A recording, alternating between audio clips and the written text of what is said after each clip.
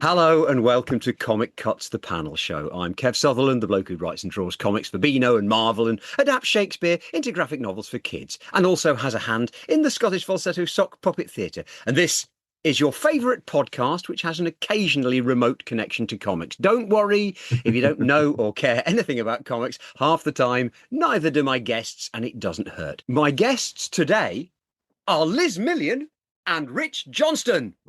Hello, hello, hello. Comic Cuts. We're looking at a panel, and we comprise a panel. There's a few of us, so the panel sees a panel, and we talk about the comics from the panel we discuss, and we call it Comic Cuts. Doesn't care about comics, Kev. Come on now. Oh, I know you guys do. Well, I know you do, Rich. Liz, have you ever cared about comics? I did care about them. I did until I got to about a teenage age. And then I just discovered More Magazine and Jackie, and my sister had a Just 17, so I went on to like boys and things. But I do love the original old 1980s comics, so that's what I'm going to be looking at today. Don't spoil anything. Don't spoil anything yet, because Rich, you're So I'm reading. Rich. You're more. Look at it. He's reading a copy of A1 Deadline. The new Deadline. Ooh. This is the sort of thing that shows the difference between normal members of the public and people who are too interested in this kind of thing. Listener at home, let me just explain what happens on the show today. My guests have brought in a panel from a comic or something close, and we're going to see if we can identify what they've brought in, and then we'll talk about it. Maybe we or you will learn something about comics we didn't already know, or maybe we'll just show off a bit and have an enjoyable chat.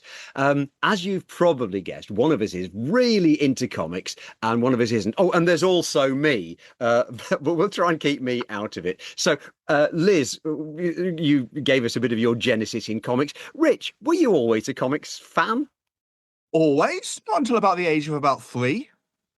I don't think you really gave them much thought until I was about 3. And then What was your first changed. What was your first comic at 3? It will have been, probably Tiger, Roy the Rovers, something like that. With me, it was Harold Hare, Play Hour and Robin, with Gotcha. Harold Hare and Walter Hotbottle. And nobody's ever brought those in.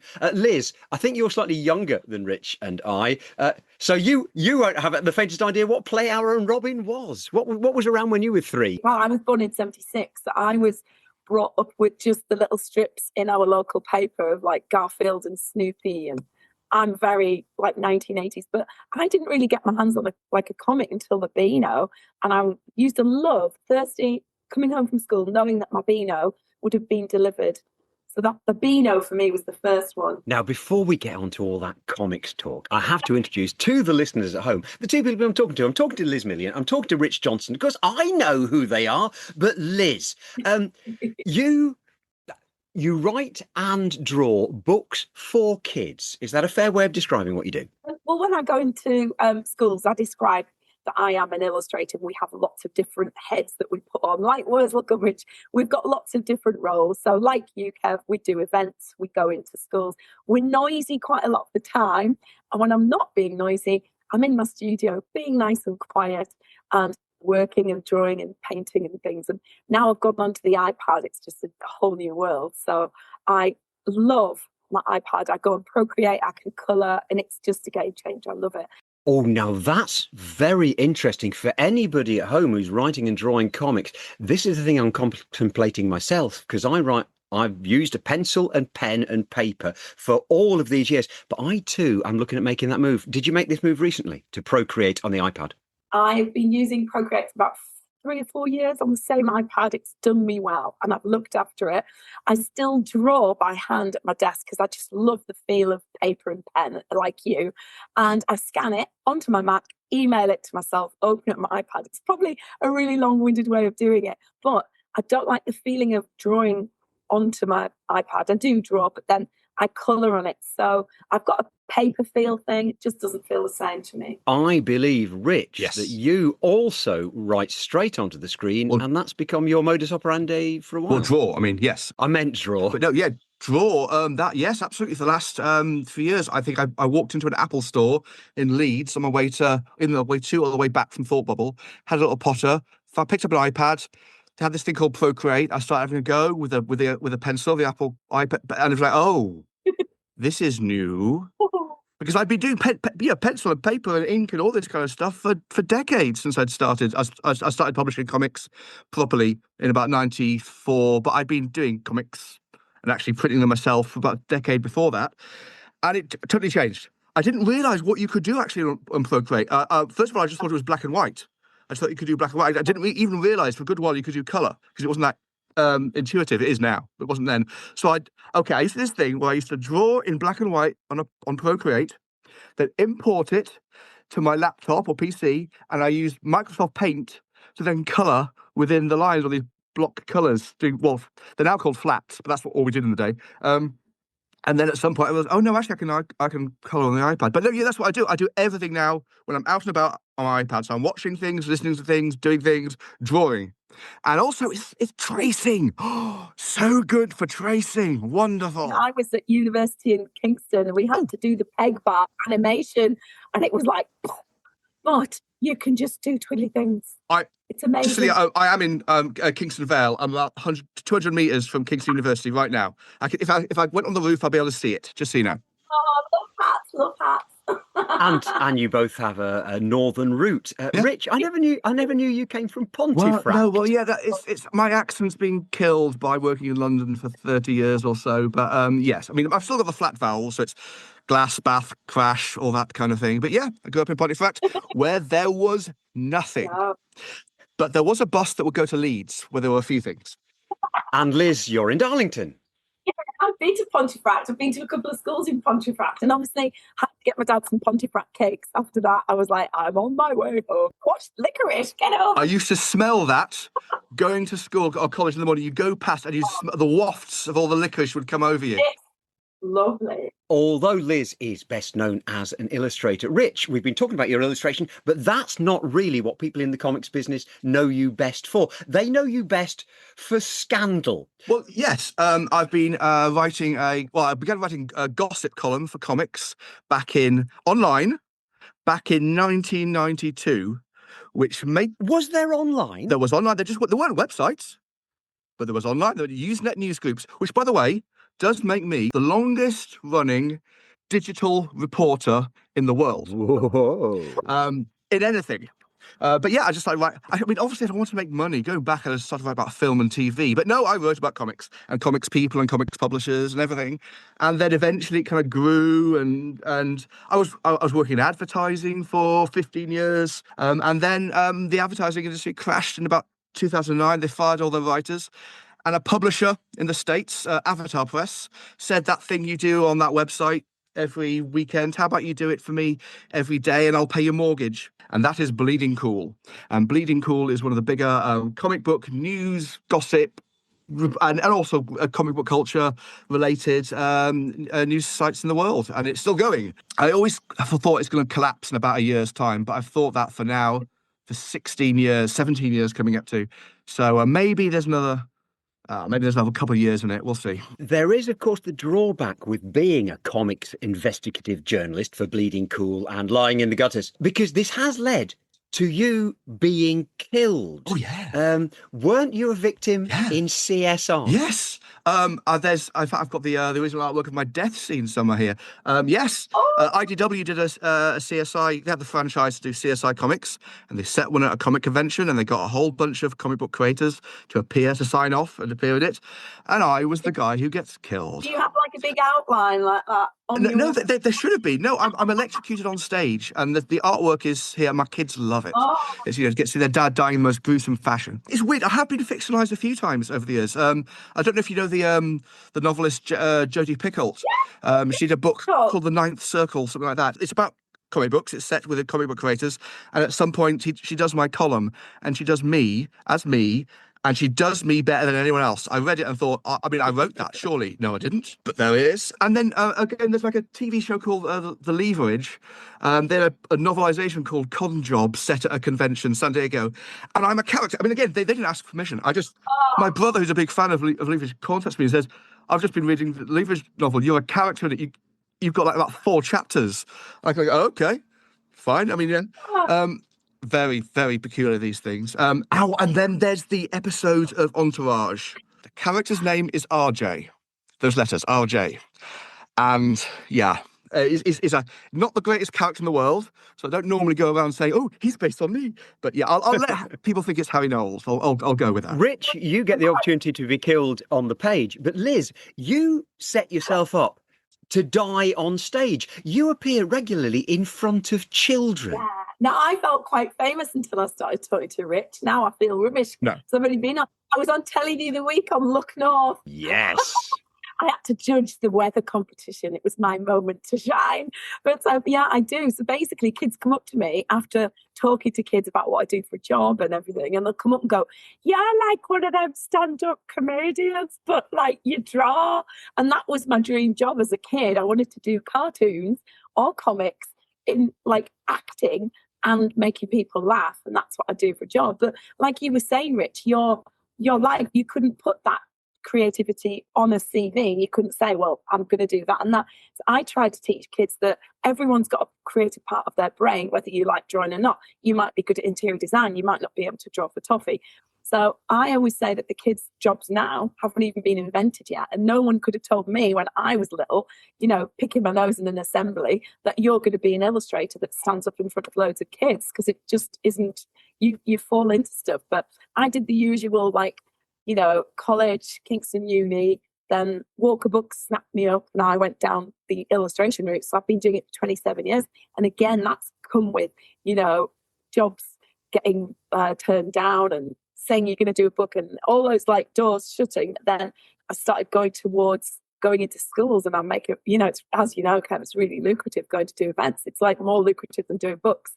And I think, well, I could earn more in that week away in Hull with Kev Sutherland, or I could do a book for less than that and sit in my room on my iPad for 2-3 weeks. This is amazing, Zooming and meeting new people. And, you know, that's the part that I really miss living in Darlington. I feel like I don't have illustrators and authors. So when we do go to festivals, we're all like, I was saying, what paper do you use on your flip chart? And what pens do you use? And we were like proper nerding off. We're meeting kids at our level. I mean, we would have loved us to come into a school and said, you could do this for a job. Like, we didn't. We had Nora Batty come into our school. Bernie Clifton came without his ostrich legs, and we were like, who's that old bloke over there? I mean, if you were Bernie Clifton doing a school visit, because we were at the local pantomime, wouldn't you bring your bloody legs? It was rubbish. And I mean, when I was little, I didn't have, YouTube to watch how to draw stuff. I used to watch Tony Hart and Rod's Cartoon Club. Yeah. And that made me want to draw, but I didn't have anyone going, right, you need to. But thankfully, thanks to teachers, people who believed in us, they put us on the right path. And, you know, the thing now is you don't have to stay in your own lane. You can be a writer, you could be an illustrator, you could be a performer, you could do journalism, you could do. And it's like a Venn diagram of all the bits that interconnect. So once you do something in one place, they'll say, could you do a mural? And first time I did a mural, I was like, not really. And I know you, Kev, I love that photo of your old bedroom. Yes. And you just paint on the wall. I love that. Listener at home, you will find somewhere on YouTube a film that I took when I was 16 years old, when I painted Conan by Barry Smith from the Marvel comic on my childhood wall. And although we sold my mum's house in 2018, recently on Rightmove, we found that my mural is still there. It's a selling point. It's a selling point, Kev. Yeah, is it though? Talking of changing the subject, my guests have brought in a panel each from a comic, and we're going to look at them. And do you know what I think we're going to do? Rich, we're going to look at yours first. Can we all see that on our screen? This looks like the Mardi Gras nightclub at Darlington, 1983. Well, I'm glad you've jumped the gun, Liz, because I was just about to ask you to describe what you can see.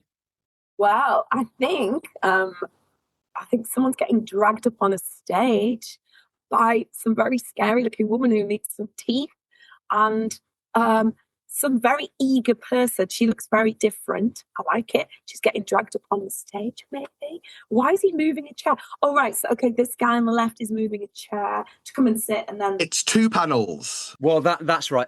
Listener at home, you'll be able to find this on the holding image for the programme, and you'll find it on the show notes. And if you're watching it on YouTube, you'll see the whole picture on your screen now. Let me describe it just in technical terms for the panelologists at home. We have a 2-panel sequence. Left-hand panel panel, a man with blonde hair and a blonde goatee beard is pulling a chair. He's in a pub or a club, and there's a woman sat beside him, and they're having a little bit of conversation. And then in the second panel, we've got the line drawing of another woman pulling a green-haired woman with a t-shirt towards the stage. Liz, you describe more, please, what you can see before we have a guess at where we think it could come from. Liz, tell us more. Well, I think they're separate, but yeah, I like the way, like the little details in the background of the first screen. It's got like obviously Bell's whiskey or Jameson like blurred out. So that's obviously, we're obviously in a bar or nightclub, but the fact that they've got like old pint glasses suggests it's in a pub. This is like my life on the right. This is like, I always wanted to get pulled out of a crowd.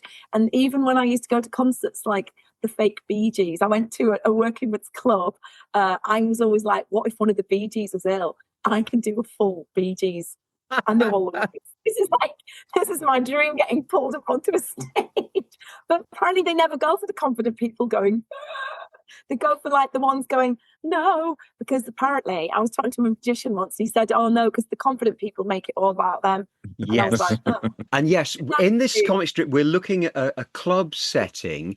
And because in part of the dialogue, one person says, what were you talking about? And in the next, they say 1995. Ah, yeah. So it's a strip where you're reminiscing about 1995, which suggests it's set in the 2010s at least, maybe even later. Oh, wait. Picture number one is the present day. Picture number two is the flashback to 1995, isn't it? That guy, the blonde on the left, is that him at the bottom in the front? Has it got anything to do with the artist Ed Hillier, aka Ilya? It has not. Okay, Liz, are you going to guess at what this comic might be? I do not know anything about this at all. I'm thinking it's British because that's a British pub we're looking at. Those are British pint glasses we're looking at. It's a British style. What is it, Rich? Put us out of the misery. Well, obviously, as you said, I'm a self-serving person. This is not a comic book that I drew, but is a comic book that I wrote. Ah. And it is possibly personally, my favourite moment and thing in comics that I've actually managed to get out. Because this is a comic, it's part of an anthology for Image Comics that was published called Trip into Space. The story called Trip into Space, and it's the graphic novel anthology is called This Is Souvenir, and it's based on the work of the British indie band Spearmint. And a whole bunch of creators were given the brief, write a story about their songs. So we took all their songs, we all wrote stories. And I was asked by Image to write one, so I did. He said, have you got an artist in mind? And I said, yes. And who did you want? And this is Terry Wiley. And this is Terry Wiley's biggest US break, as it were. It never went anywhere, didn't go anywhere. But Terry Wiley was one of my favourite comic book creators of all time, British. He kind of created and co-created the small press comic book Sleaze Castle and all the many other things that span off it, like Surreal School Stories, Petra, etc., and plenty more. But he sadly died a few years ago. Quite a few years ago, I think about it now. But before that, again, he was my favourite comic book creator, I would say, certainly in Britain. And I got to do a strip with him. It was published in Image. I got a lot more people to see his work. And so for that alone, this is one of the most, for me, the most momentous comic book stories that I ever got the chance to do. This particular scene, it's a transition scene. The person with the same pose, that is the same person 15 years ago. This is Gary Good, a pop star who in the 90s looked like he looks on the right, and in 2015 looks like he looks on the left. So it's like a pop star who once was a huge big thing, and now he's just going to pubs to see his very, very small fan base who are still massive fans of his, and now get to see him down the pub.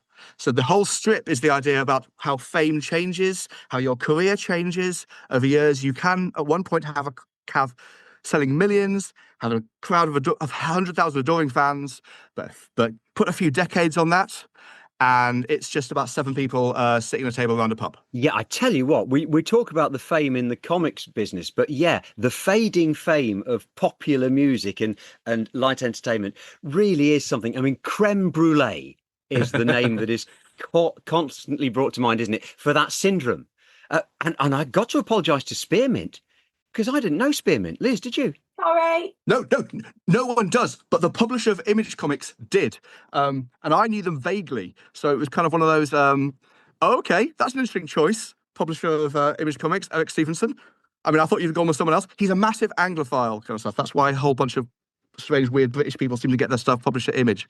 But yeah, so it's like, okay, I could do this. But yeah, no, don't worry about not knowing spearmint. It's absolutely fine. Well, I recently bought a comic, and I'm just Googling to find the name of the writer, because it was based on the band he used to be in, which was Cud. Ah, there you go. Well, Cud are a lot more famous than spearmint, put it that way. Well, yeah, Cud, who had the hit single Rich and Strange, Yeah. and they have done a book. Oh, not. What's the name? Oh, you're talking Geezer. It's William Potter. Oh, yeah. Oh, sorry. Yeah, Will Potter. Yes. Will Potter has written the comic book. It's drawn by Philip Bond. Geezer. Is Philip Bond Geezer? No, the strip is called, the comic book is called Geezer. Oh, right. Sorry. Yes, I've got it. Yeah, Geezer is the fictitious pre-Britpop band, early pre-Brit, like obviously Cud, but also a bit of like early Blur, early Suede, that kind of thing. Yes. And they've revisited their work. It's really, they've got a good measure of how big their fame got and how big it didn't. Yes, it is, of course, incredibly fictionalized, because one person gets very, very rich and one person doesn't get very, very rich. I think no one got rich. Cud, nobody got rich. No. Spoiler alert, I won't have to read it now. But also, I actually came across Cud in Deadline magazine, just mentioning earlier. I first came across their existence because Deadline at the time was that pre-Britpop, everyone's starting to do stuff, comics and music thing that Dave Elliott and Gary Leach kind of put together with all their friends back in the day, Steve Dillon and everyone. That was a wonderful time of crossover, because there was a scene, wasn't there? Jamie Hewlett, who went on to be in Gorillaz, of course, was part of the Worthing scene with Philip Bond, and that scene crossed over to bands. Somebody was in a relationship with Betty Boo, whose record company then advertised in Deadline magazine. Jamie Hewlett's flatmate was Damon Albarn. And it was a glorious time in the early 90s when Jonathan Ross, being a big comics fan, had the chat show. So the guys from Viz would appear on that. The guys from Cud would appear on other people's music shows. Yeah, there was an overlap between Britpop and popular comics for a short while. It's all about creativity. So our brains are good at music. We appreciate art. Drama. It's all interconnected, our brains. But a lot of people who are creative with music like drawing as well. It's that right side of your brain, isn't it? Yes. In fact, a feature at a few comic conventions has been bands made up of comic creators. The co-creator of Walking Dead, Charlie Adlard. plays drums, am I right? Yep. He's not the only one, so does Simon Bisley. I got thrown out of Recorder Club. Oh, no. Even though I could play by ear, I'm over it now. I'm in brackets, not really. But I got asked to leave because I was copying off the person next to me, even though I couldn't read music because I'm mathematically challenged. I was like that with my recorder. I knew all of the work. I knew all of the songs. I got booted out when I was about 8. I'm really glad, and as I think are all teachers, that the recorder at school has been replaced by the ukulele at school, which you can shut a door and not hear anymore. I don't think anything can be played badly on a ukulele. They're so pretty, aren't they? We had a bizarre syndrome at our school, which if you didn't have a recorder, you simply had to hold a ruler and pretend to blow down it. Is that for the poor children? Thatcher's Britain. Wow. Try and tell the kids today. Well, we've just been enjoying looking at the artwork of the fabulous late Terry Wiley on a strip, Trip into Space, written by Rich himself. What we're going to do now is have a look at the panel that Liz has brought in. Now, can I just add something? This is from a comic. Wait. No. Wait, spoilers. You tell us nothing. Okay. What I'm going to ask Rich to do is to describe what he can see, maybe have a guess about it, and Liz can tell us more. So, Rich, a listener at home, you'll find this in the show notes, etc., and on YouTube. Rich, what can you see? The Hold Up. Well, it's a 4-panel strip. It's just a wordless one called The Hold Up, and it begins with someone holding up a store by the look of it, but we only seem to be using their fingers rather than a gun, or are they pointing at something? Not entirely sure. They are they the second panel, because of course you can tell Robbie's got the stockings over his head. The guy behind the till is holding his hands up. The second one was still in the same store. He's going over to the is that the cash register? And I think I was wondering if that was a brush, but I think it might actually be like a thin crowbar. So he's like opening the till, But inside, okay, there's something has happened and something has burst out. Oh, it's just like a pop-up thing from inside the till. So it's like one of those, like a jack in the box from inside the till. So he's opened the till and some stuff's burst out of the till and smacked him in the face. And he's doing the kind of comedy, jumping up in the air. And then, there we go. The final panel, he's been taken away by the police because it turns out that this shop was a joke shop, and the till was just as much a joke as the Jack in the Box and anything else in there. So a comedy thing to delight your friends and annoy your enemies. So he's now been he went into a joke shop to rob it, but the very thing that he was trying to take ended up taking him down because, of course, it was a joke shop, and the owner of that establishment is finding this even more funny than everything else he clearly has in his shop. For the listener at home, the panelologist who studies technique, I can tell you this is a cartoon line drawing done very much in a cartoon style, big noses, exaggerated features and forms. And I know it's done non-digitally because I happen to know it comes from the days before digital. And how do I know it comes from the days before digital? Because as soon as I saw this, I reached to the shelves behind me and I pulled out my copy of that very same comic. In fact, if I stop sharing the picture on the screen, my version is probably higher resolution. Oh no, mine's a mirror image on my screen. But yes, there is. It's manga. There is the hold up. It's manga. We're reading the other way around. So I can tell you what comic it comes from, but Rich, would you like to have a guess? I don't. It does feel like one a certain. I'm trying to think. Is it a kids' comic? Because it's certainly fine for kids, but it also seems the kind of thing that would have been fine for an adult audience. Would have been fun to run anyway. But so it doesn't feel like toxic. Is it some kind of like noughties revival of an old famed property, like I don't know, Buster or Dandy or Beano, or something a bit more new? I'm not sure. The paper looks quite glossy, so I'm not sure if it doesn't feel like it could have been from before the 90s. It has to feel like 90s or afterwards to have that kind of gloss. You're getting very close with Buster because I can tell you it's a comic that ultimately amalgamated into Buster. Oh, well, then I'm sorry. I could just start throwing out names, but now I think Start throwing out names because I've got the answer here in my hands. Okay, I'm trying to think. No, I can't. I'm not going to whiz and chips with this.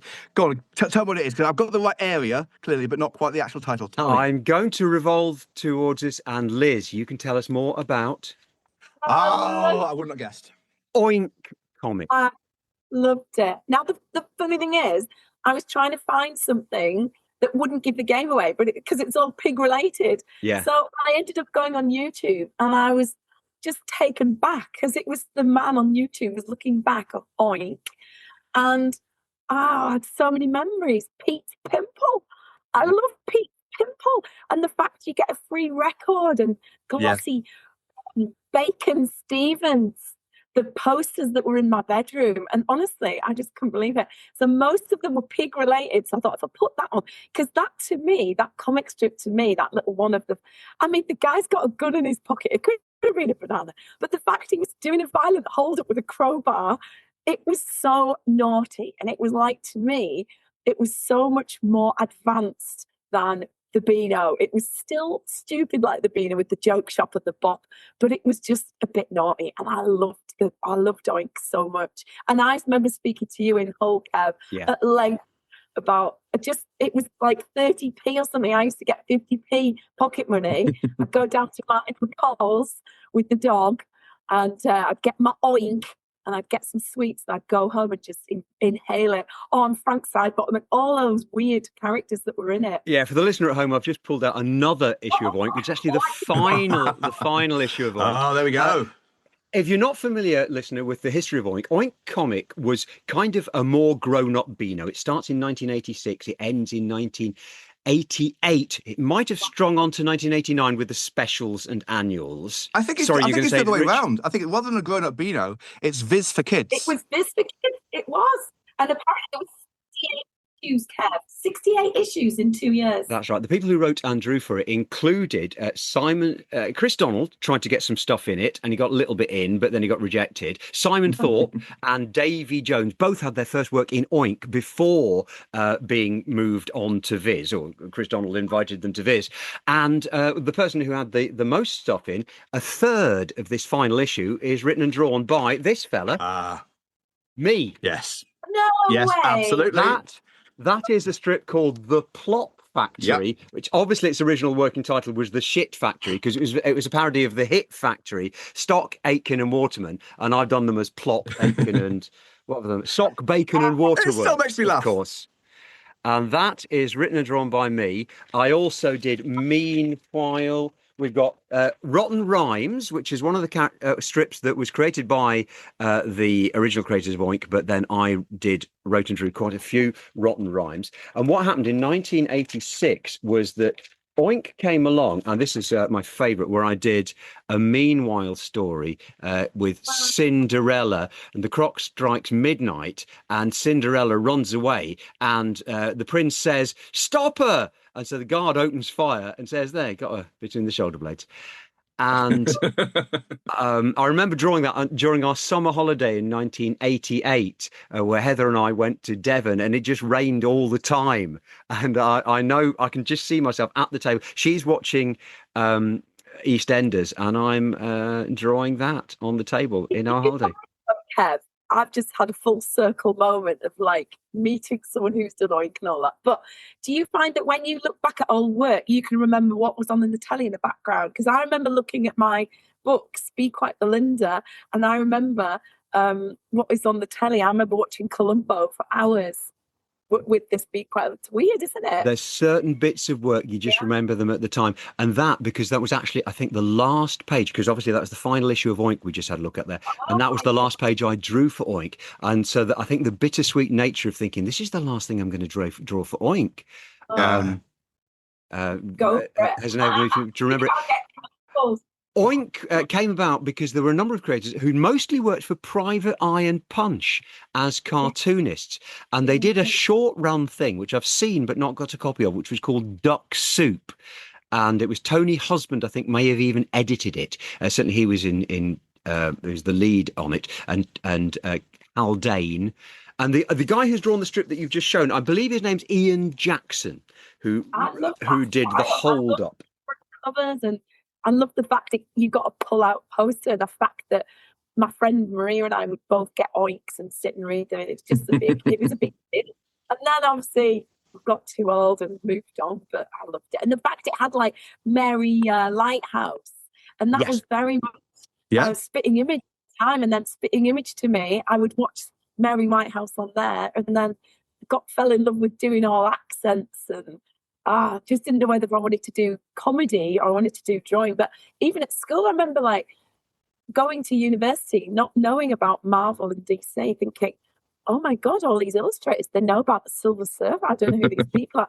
That's stupid, because in my art history, we'd been doing Picasso, Roy Lichtenstein. Like, they didn't appreciate cartoons. And I remember getting a B in GCSE art and feeling devastated because I'd done a whole bus stop of really weird, quirky characters, like Oink characters, all waiting for a bus. So I had like a punk rocker and a granny. But because my art teacher didn't like comics, she loved fine art, I got a B. And I tell kids all the time, I only got a B, and it nearly stopped me going into art. Wow. Snobbery about comics was a really big deal. And the anti-visual aspect that the British have a lot of, because we love our words and we hate our pictures. I've traced it back to Protestantism. I think when they smashed the stained glass windows and took down the Stations of the Cross, I think that's very much part of the British psyche. And so images versus words, the images have lost out for a long time.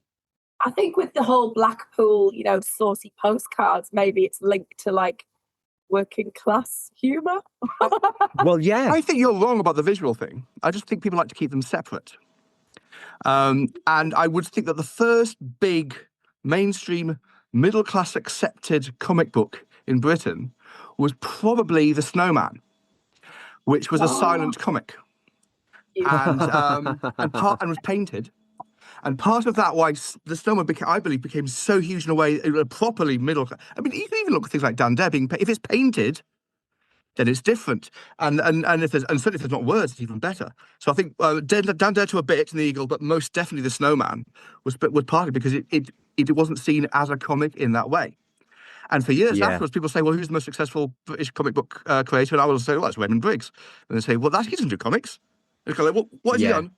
Oh no, he That's does, that, doesn't he? that's the thing that Liz and I know about is the book trade, because the book trade has got this snobbishness about comics. It still does, even though in recent Not years we have anymore. we have the Dogman shelf, which now has Bunny versus Monkey and David Fickling books, and then mostly imported American titles. But all the publishers are trying to get in on that shelf, but they don't understand comics. They still think picture books is one thing we understand, books for kids which has got words and some pictures we understand, but this comics thing is perplexing still It to the helps. book trade. It helps if you can find another place to go through, like say the Guardian, and if you're Posey Simmons, then Mm. suddenly it's a whole different world. And so Mhm. Posey Simmons graphic novels originally serialized in the Guardian, they've now got a whole different space in as pieces of literary fiction, and in regard in that fashion. Again, they're painted a little bit, at least certainly watercolors. But there are ways, but you just have to wiggle your way through. There's different routes. Think the publishers, I mean, to me, when I was working for Walker Books, I was never allowed to do cartoony eyes. And even now, when I say to kids, this is the eyes, they want the dotty eyes that like publishers like, they don't like the big eyes. They've now realized that instead of making cute books for children who is all about like, guess how much I love you, that are going to be bought by the aunties for the children that are being born, and you're always up against the hungry caterpillar and the vintage things, they're now realizing that kids spending money and going into libraries and getting books out with manga, these big eyes that the kids adore. And now the publishers are like, right, we can make a lot of money now with these graphic novels, and the sort of ditching the little cutesy things now, because it's not what kids want. If you give kids, a tenner, they'll go and buy a book about poo, or, and Walker Books are like, they hate anything.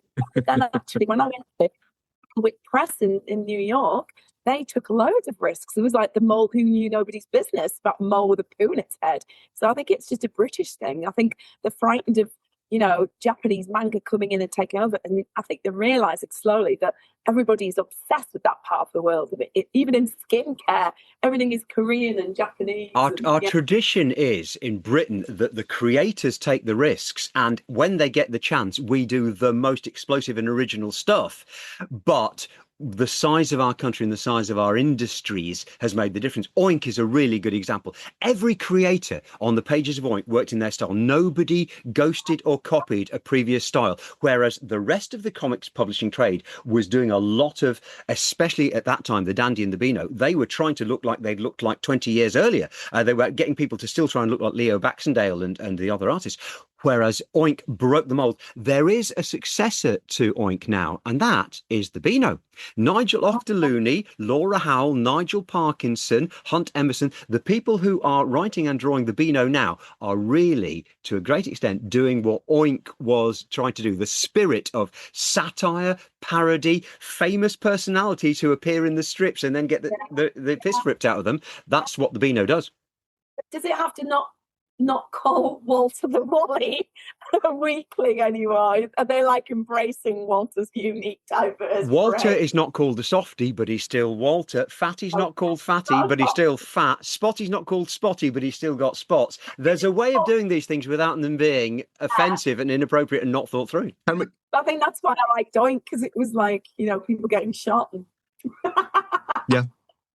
I mean, the other thing is, again, we're talking about working class, middle class. The other middle class comic book, which is doing better than the Beano, but they've found their way to not go through newsagents, or not even, but they've just gone purely subscription now, is Phoenix. Yes. Oh, and now they are selling 40,000 a week, which is more than the Beano. They used to, Yes. they launched by being sold not in newsagents, but in Waitrose.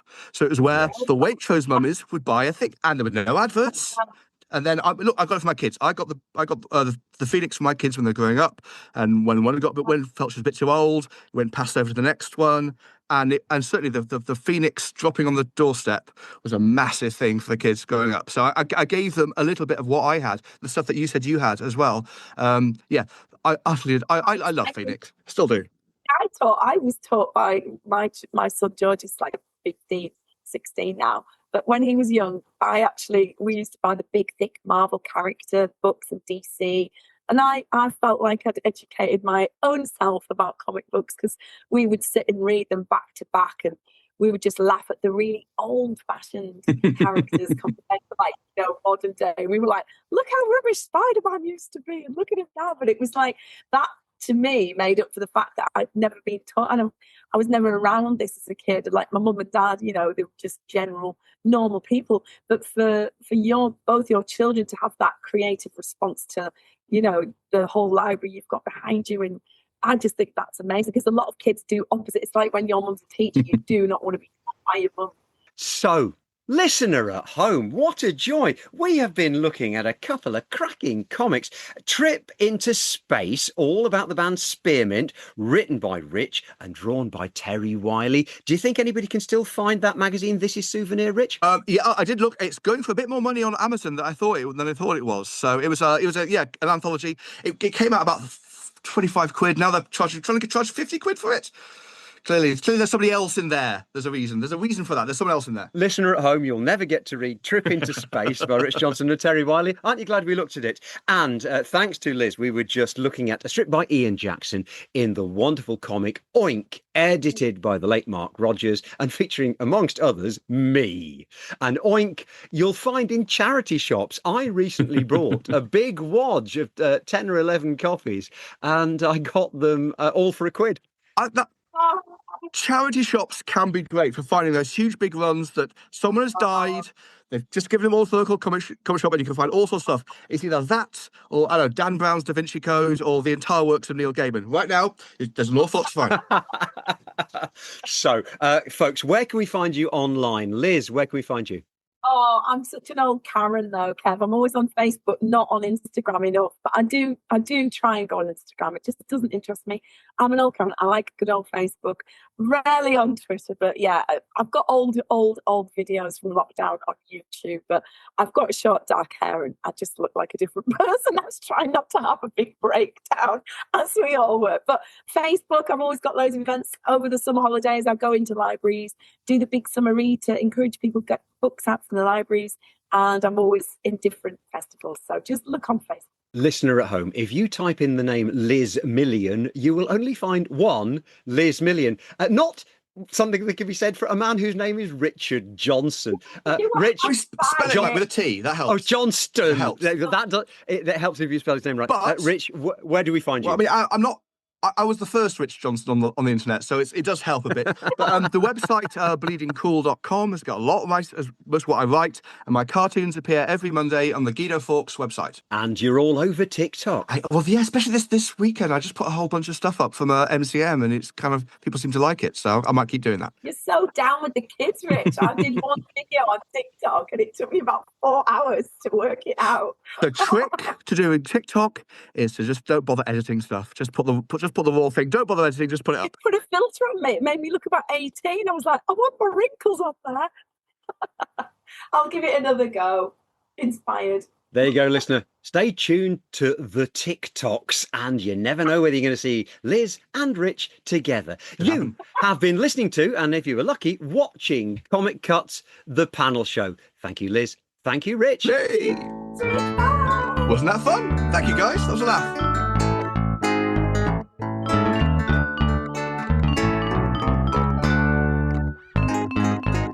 Hey, if you're enjoying this episode of Comic Cuts, the panel show, don't forget there's an entire back catalogue and a first season for you to catch up on. My guests have included comic folk like Brian Bolland, Rachel Smith, Metafrog, Gary Northfield, Nigel Octoloony, Nigel Parkinson, Laura Howell, Sonia Long, David Leitch. We've had the comics laureate Hannah Berry, resident alien creator Peter Hogan, podcasters like Adam Roach, legendary singer-songwriter Dean Friedman, Jessica Martin. The list of comedians includes Ashley Storey, Bethany Black, Will Hodgson, Paul Carenza, Izzy Lawrence, Doug Siegel. There is too many to list. And they've brought in comics from Marvel and DC to the Bunty and the Eagle, from Robert Crumb to Viz, webcomics, obscure manga, all points in between.